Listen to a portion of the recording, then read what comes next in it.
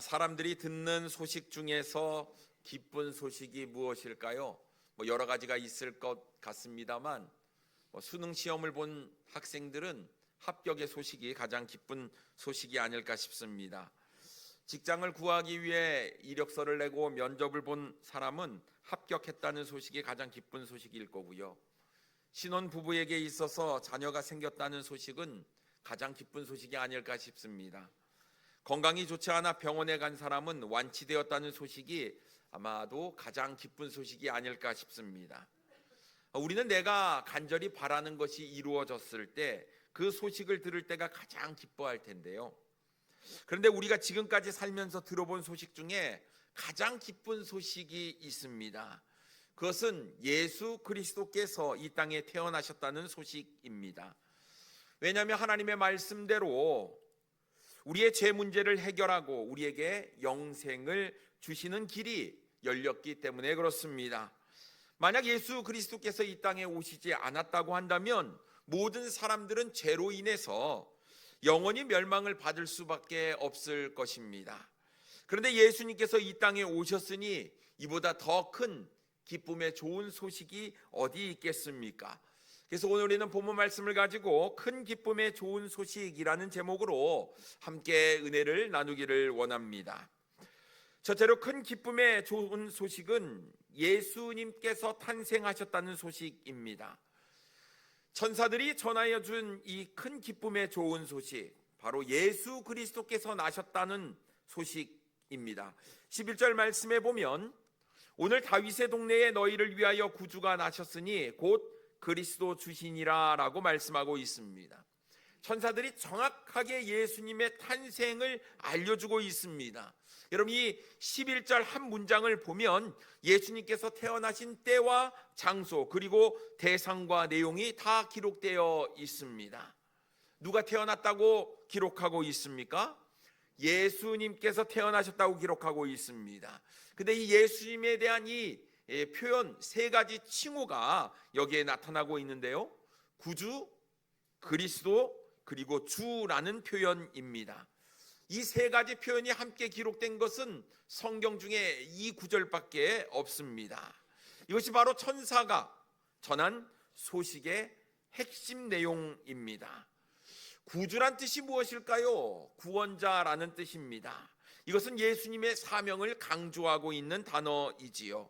뿐만 아니라 그리스도의 뜻은 기름 부음을 받은 자입니다. 예수님의 왕권을 강조하고 있을 뿐만 아니라 하나님께서 약속하신 메시아가 바로 우리 예수님이다라는 것을 증명하고 있는 것입니다. 그리고 주라는 표현은 주권자 되시는 예수님의 권위를 강조하고 있습니다. 예수님은 하나님의 아들로서, 메시아로서, 왕으로서 이 땅에 우리를 구원하기 위해 오신 분이심을 분명하게 나타내고 있습니다. 그러면 누구를 위해서 예수님께서 태어나셨다고 기록하고 있습니까? 너희를 위하여라고 말씀하고 있습니다. 바로 예수님께서 이 땅에 오신 목적이 여기 기록되어 있는데 바로 우리를 구원하기 위해서 오셨다라는 것입니다.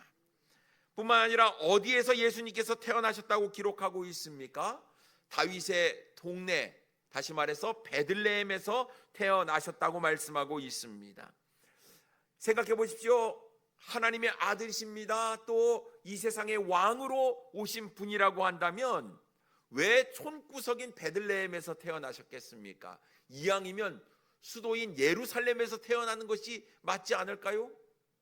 그러나 예수님께서 이 베들레헴 다윗의 동네에 태어나신 이유는 이미 구약에서 하나님께서 약속하신 대로 그 예언을 이루시기 위해서 다윗의 동네 베들레헴에서 태어나신 것입니다. 이것은 예언의 성취를 말씀하고 있는 것입니다.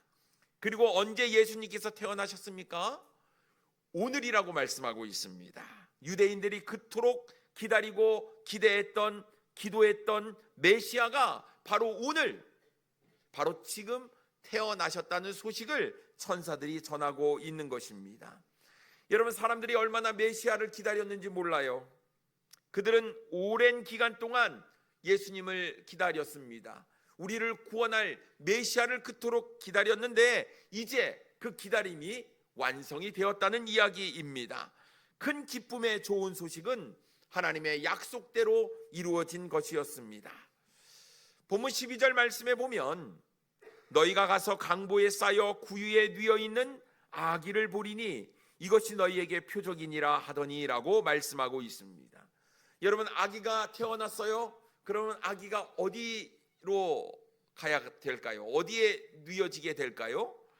보통은 인큐베이터, 산후조리원, 이런 요즘은 좋은 데에 가겠지만 예수님은 구유에 뉘어 있다고 말씀하고 있습니다. 참 이상한 일이겠지요. 구유가 무엇입니까?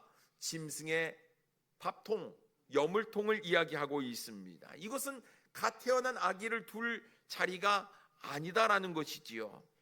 그런데 다윗의 자손으로 이 땅에 오신 구주 예수님은 짐승을 위한 마국간에서 태어나셨고 여물통, 구유에 누워 계신 것이었습니다. 이것은 예수님께서 아주 초라하게 이 세상에 오셨음을 단적으로 표현해 주고 있는 것입니다. 근데 이것은 본문의 말씀대로 표적이라고 이야기를 하고 있는 것입니다. 왜냐하면 예수님께서 구유에 누이신 것은 겸손을 나타내고 있기 때문에 그렇습니다.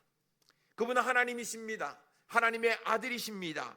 겸손하게 사람의 모습으로 사람의 몸을 입고 이 땅에 오신 것이었습니다. 그것도 가난하고 낮은 환경에서 태어났다는 것, 바로 예수님의 인류 구속의 사역인 본질적인 겸손함을 보여주고 있는 것이다 라는 것입니다. 뿐만 아니라 구유에 누이신 것은 성경의 예언의 성취를 나타내고 있습니다. 성경에 기록된 대로 예수님께서는 태어난 장소와 상황이 구약 성경에 예언한 대로 일치하고 있음을 보여주고 있습니다.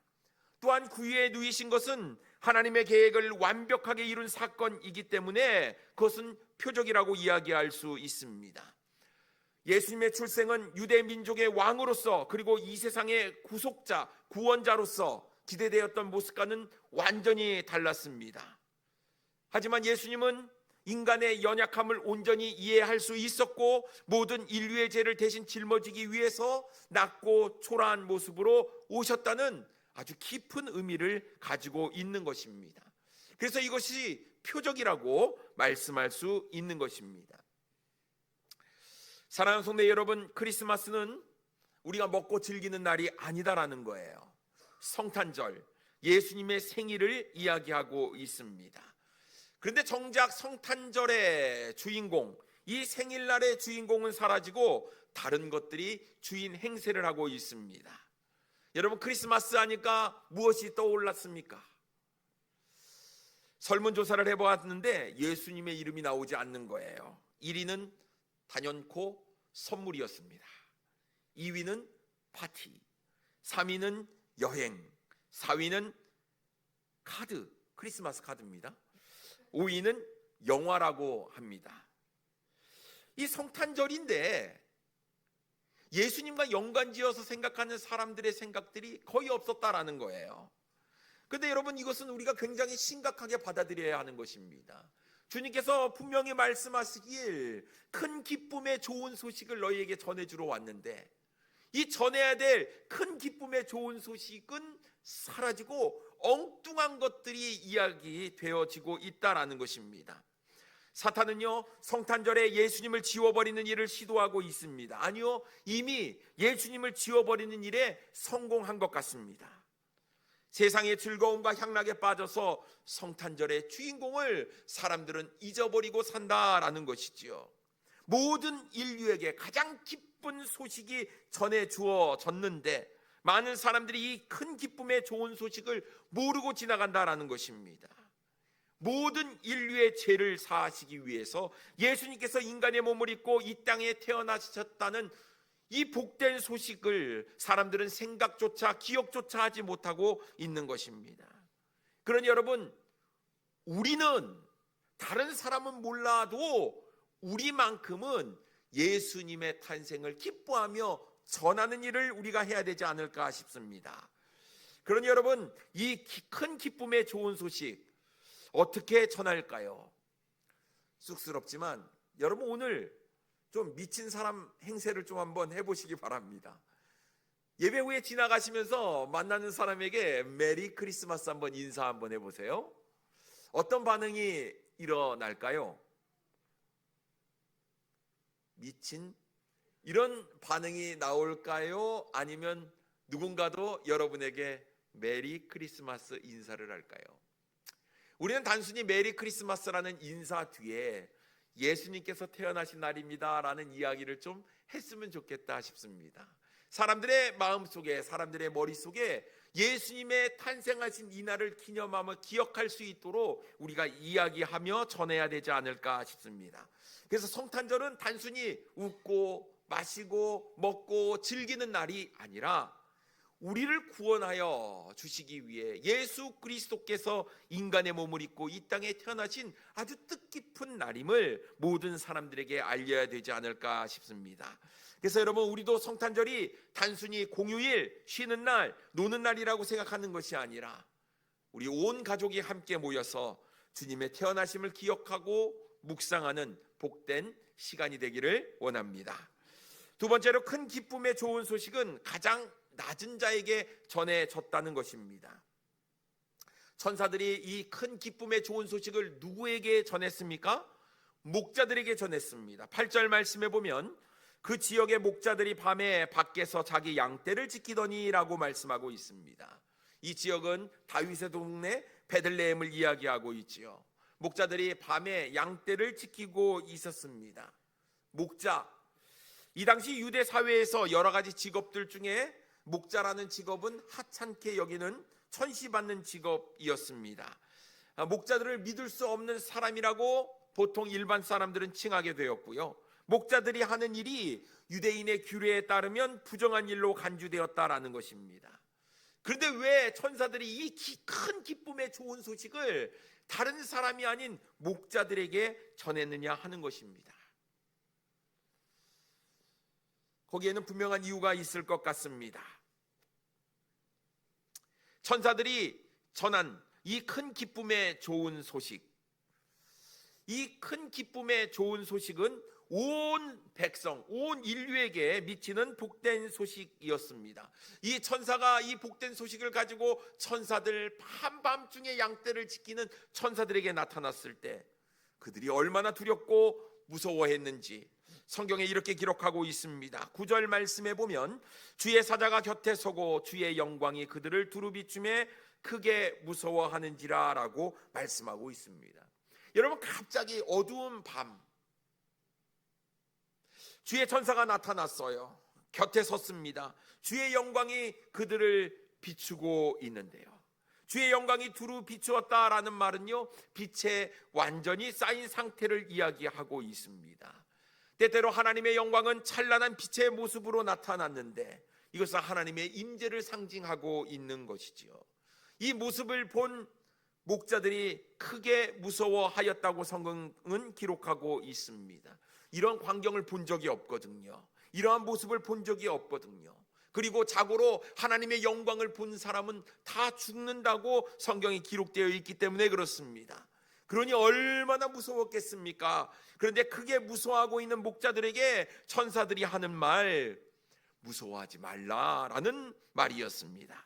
10절 말씀에 보면 천사가 이르되 무서워하지 말라, 보라 내가 온 백성에게 미칠 큰 기쁨의 좋은 소식을 너희에게 전하노라 라고 말씀하고 있습니다. 두려워할 필요가 없다, 내가 좋은 소식, 큰 기쁨의 좋은 소식을 가지고 왔다라고 이야기를 하면서 이 소식은 온 백성에게 미칠 큰 기쁨의 좋은 소식이라고 이야기를 하고 있는 것입니다.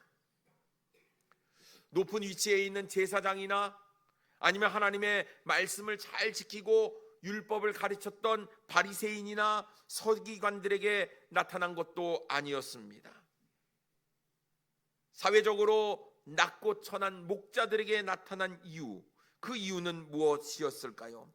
이 복음, 이 좋은 소식은 사회적으로 천대를 받던 사람들에게 먼저 전해졌다라는 것은 예수님께서 소수의 권력 있는 자들을 위해서, 소수의 부유한 자들을 위해서 오신 것이 아님을 분명히 나타내주고 있다라는 것이지요.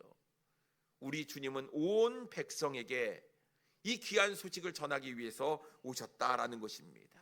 가난한 자나 부한 자나 힘 있는 자나 힘 없는 자나 남자나 여자나 어른이나 아이나 할 것 없이 어느 누구나 예수 그리스도를 믿으면 구원을 얻을 수 있다라는 이 귀한 사실을 보여주기 위해서 낮고 천한 목자들에게 나타나신 것이었습니다. 사랑하는 성도 여러분, 예수님은 특정한 사람을 위해서 오신 것이 아닙니다. 모든 사람을 사랑하셔서 모든 사람을 구원하시기 위해서 오신 것입니다. 그럼 우리는 이 귀한 복음, 이 복된 소식을 모든 사람에게 전해야 하는 것입니다. 여러분, 우리가 복음을 전할 때 때로는 복음을 전할 대상을 구분하지 않습니까?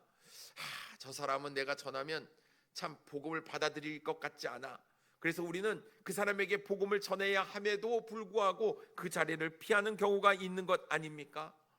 어떤 사람은 내가 접하기에 별로 좋지 않아 보이는 사람, 노숙자, 가난한 자라고 한다면 우리가 그 사람에게 다가가서 복음을 전하지 않는 것은 아닙니까? 여러분, 듣든지 아니 듣든지 우리는 복음을 전해야 하고 어느 누구나 구별 없이 우리는 복음을 전해야 하는 것입니다. 왜냐하면 이 큰 기쁨의 좋은 소식은 온 백성에게 미쳐야만 하기 때문에 그렇습니다. 그러니 사랑하는 성도님 여러분, 우리 성탄절을 맞이해서 예수님께서 태어나신 이 복된 소식을 내가 만나는 내 주변에 있는 모든 사람에게 전해야 되지 않을까 싶습니다. 그래서 이 복된 소식을 잘 전할 수 있는 우리 사랑하는 성도님들 되기를 원합니다. 세 번째로 천군 천사들이 예수님의 탄생을 찬송하였다라는 것입니다. 천사가 목자에게 큰 기쁨의 좋은 소식을 알리자 갑자기 수많은 천군이 나타났어요. 천군, 하늘의 군대지요. 이 천군이 나타나서 천사들과 함께 하나님을 찬송하기 시작했습니다. 13절 말씀에 보면 호련히 수많은 천군이 그 천사들과 함께 하나님을 찬송하여 이르되라고 말씀하고 있습니다. 여러분, 하나님의 군대, 하늘의 군대가 천사들과 함께 찬양을 했는데 얼마나 그 소리가 우렁찼을까요? 여러분, 한번 그 장면을 상상해 보시기 바랍니다. 오늘 우리 찬양대 참 복된 찬양, 마음 가운데 큰 은혜가 되었죠? 저도 뒤에서 듣는데 참 마음 가운데 기쁨이 있었습니다. 보통 할렐루야 하면은 다 일어나서 그 찬양을 듣는다는데 우리 성도님들은 다 앉아서 듣는데요. 이게 역사적인 유래가 있습니다. 이 할렐루야 할 때 왕이 딱 그 자리에서 일어나서 들었대요. 그랬더니 사람들이 왕이 일어나니까 다 일어나가지고 하나님을 찬양했다는데 다음에 할렐루야가 탁 나오면 우리도 일어나서 하나님의 이 찬양을 같이 기뻐하며 즐거워해야 되지 않을까 싶습니다. 천군 천사가 찬양을 부르는데 아마 우리 찬양대가 부르는 찬양보다 몇십 배, 몇백 배 더 우렁차고 크고 아름다운 하모니로 부르지 않았을까 싶습니다. 그런데 이 천군 천사들이 부른 찬송의 가사가 무엇이었을까요? 오늘 보면 14절 말씀에 보면 지극히 높은 곳에서는 하나님께 영광이요 땅에서는 하나님이 기뻐하신 사람들 중에 평화로다라는 이야기였습니다. 여러분, 14절 다 같이 한번 읽어볼까요? 시작. 지극히 높은 곳에서는 하나님께 영광이요 땅에서는 하나님이 기뻐하심을 사람들 중에 평화로다 하니라. 아멘. 그런데 전능하신 하나님이 하늘의 영광의 보좌를 버리고 비천한 인간의 몸을 입고 이 땅에 태어나셨는데 이것이 왜 하나님께 영광이 될까요? 지극히 높은 곳에서는 하나님께 영광이라고 이야기하고 있는데 과연 여러분, 낮고 천한 자리에 내려오신 것, 인간의 몸을 입은 것조차도 굉장한 낮아짐이셨는데 말 구유에 태어나신 것, 마구간에 태어나신 것, 구유에 누이신 것, 이것도 굉장히 낮고 천한 모습 아닙니까? 여러분, 전능하신 하나님께서, 신이신 그분께서 그렇게 낮은 자리로 내려오신 것이 왜 하나님께 영광이 되냐 하는 것입니다. 그런데 여러분, 예수님의 성육신 자체가 하나님의 영광을 나타내고 있다라는 것입니다. 예수님의 성육신하심, 대속의 죽음, 이것은 하나님의 사랑과 공의를 완성시켰기 때문에 이것은 하늘의 영광이 되는 것이다 라는 것입니다. 여러분, 우리 하나님께서 이미 창세전부터 계획하시고 작정하신 구원의 역사가 이루어지는 것, 이것이 바로 하나님의 영광이다 라는 것입니다. 여러분, 우리 하나님께서 약속하신 것은 반드시 이루시는 분이십니다. 예수님의 탄생은 인류 구원을 위한 하나님의 계획의 성취이기 때문에 하나님께 영광이 되는 것이에요. 그리고 땅에서는 이 소식으로 인해 사람들이 평화를 누리게 되는 것입니다. 여러분, 이 평화는요, 국가 간의 전쟁을 의미하는 것이 아닙니다. 그런 평화를 의미하는 것이 아니에요. 하나님과 사람 사이의 평화를 이야기하는 겁니다.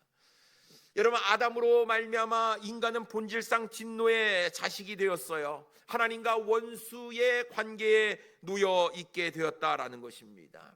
이 문제를 해결하기 위해서 인간 스스로는 아무리 발버둥 쳐도 이 죄의 문제를 해결할 수 없었다라는 것입니다. 그러나 우리의 구원자 되신 예수 그리스도께서 이 땅에 오셔서 십자가에 못 박혀 죽으심으로 하나님과 사람 사이에 막혔던 담이 허물어지고 화해가 이루어진 것이었지요. 그래서 예수님께서 이 세상에 오신 이후 어느 누구도 스스로 하나님 앞에 나아갈 수 없기 때문에 모든 사람들이 예수 그리스도를 통해서 예수 그리스도를 믿고 구원을 얻기 위해서 오신 것이기 때문에 이 땅, 이 소식을 들은 모든 사람에게 주님께서 평화를 누리게 하신다라는 것입니다. 그런데 여러분, 우리가 주의해야 될 것이 있는데, 모든 사람, 모든 인류에게 평화를 준다는 말, 이 말에는 분명한 의미가 담겨져 있습니다. 하나님이 기뻐하신 사람들 중에 평화라고 말씀하고 있는 거예요. 그러니 이 말씀은 하나님의 은혜를 깨닫고 믿음으로 죄에서 떠나 하나님께 영광을 돌리는 삶을 사는 참 성도를 의미하고 있다라는 것입니다. 예수님의 탄생하심으로 말미암아 땅에서 평화를 누리는 사람, 바로 주님을 믿는 거듭난 성도들을 의미하고 있는 것이죠. 여러분, 우리는 죄의 문제가 해결되지 않았습니까? 예수 그리스도를 믿음으로 말미암아 우리는 하나님의 자녀가 된 것 아닙니까? 그러니 막혔던 담이 허물어지고 우리는 더 이상 영원한 멸망으로 가는 것이 아니라 영원한 저 아름다운 천국을 바라보며 나아갈 수 있기에, 여러분, 우리 마음 가운데 진정한 평안과 평화를 누릴 수 있게 되었다라는 것입니다.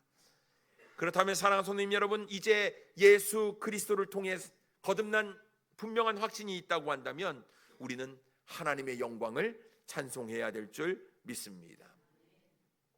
천군 천사도요, 이렇게 예수님의 탄생을 찬송하는데 과연 우리는 얼마나 주님의 태어나심을 찬송하고 있습니까?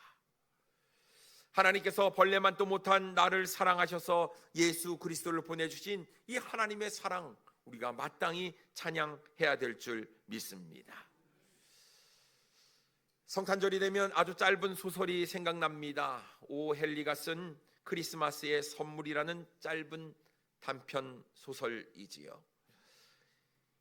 이 크리스마스 선물의 주인공은 남편인 제임스 델링햄과 아내인 델라라는 아내가 등장합니다. 이 두 사람은 매우 가난한 사람이었어요. 가진 것이 별로 없습니다. 크리스마스가 되었는데 남편을 위해서 무슨 선물을 해줄까 고민하던 아내 델라가 자신이 가지고 있었던 수중의 돈을 살펴봤더니 1달러 98센트밖에 없는 겁니다. 너무 가진 것이 적어서 이것으로 어떻게 남편 선물을 사려고 하는데 살 수가 없는 거예요. 그래서 고민하다가 자신의 머리카락을 잘라서 팔기로 결심을 했습니다. 아름다운 갈색 머리를 잘라서 팔았더니 20달러를 받았어요. 그리고 그 20달러를 가지고 남편을 위해서 멋진 크리스마스 선물을 샀습니다. 남편이 할아버지로부터 유산을 받은 아주 좋은 시계가 하나 있었는데 이 시계에는 시계줄이 없는 거예요. 그래서 그 시계줄을 20달러로 주고 남편을 위해서 샀어요. 그리고 집에 이 아내가 돌아왔는데 남편이 이 아내의 모습을 보고 깜짝 놀랐습니다. 그 아름다운 아내의 갈색 머리카락이 없어졌기 때문이었어요. 그러자 아내가 자초지종을 이야기합니다. 사실은 당신을 위해서 선물을 사기 위해서 나의 머리카락을 잘라서 팔았다라는 이야기였지요. 이 이야기를 들은 남편이 한숨을 쉬면서 이야기합니다. 자신은 오늘 그 시계를 팔아서 당신의 아름다운 갈색 머리에 가장 알맞는 최고급 머리핀을 샀다는 이야기였지요. 비록 선물이 쓸모없는 것이 되어버렸지만 자신이 사랑하는 사람을 위해 자신이 가지고 있었던 가장 소중한 것을 포기하는 모습을 통해서 진정한 사랑이 무엇인지를 깨닫게 됩니다.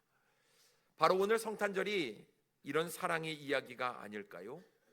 하나님이 너무나도 우리를 사랑하셔서 독생자 예수 그리스도를 이 땅에 인간의 몸을 입고 태어나게 하셨습니다. 영원한 형벌로부터 구원해 주시기 위해서 하나님께서 우리에게 무엇을 줄까? 어떤 것을 선물로 줄까? 고민하시다가 독생자 예수 그리스도를 우리에게 귀한 선물로 보내주셨다라는 것입니다. 이야기가 바로 성탄의 이야기이지요. 이 귀한 놀라운 주님의 사랑을 우리가 받았다면 우리는 날마다 그 사랑을 소중하게 여기고 감사하게 여기면서 날마다 주님의 은혜를 찬양하며 믿음으로 살아가야 되지 않을까 싶습니다. 사랑하는 손님 여러분, 오늘 성탄절을 맞이해서 주님께서 이 땅에 오신 것, 나를 위해서 오신 것, 내 죄를 사하시고 나를 구원해 주시기 위해서 나에게 영원한 생명을 주시기 위해 오셨다는 것을 우리가 마음 가운데 크게 감사하며 이 기쁜 소식을 모든 사람과 함께 나눌 수 있는 우리 사랑하는 성도님들 되기를 원합니다. 기도하겠습니다.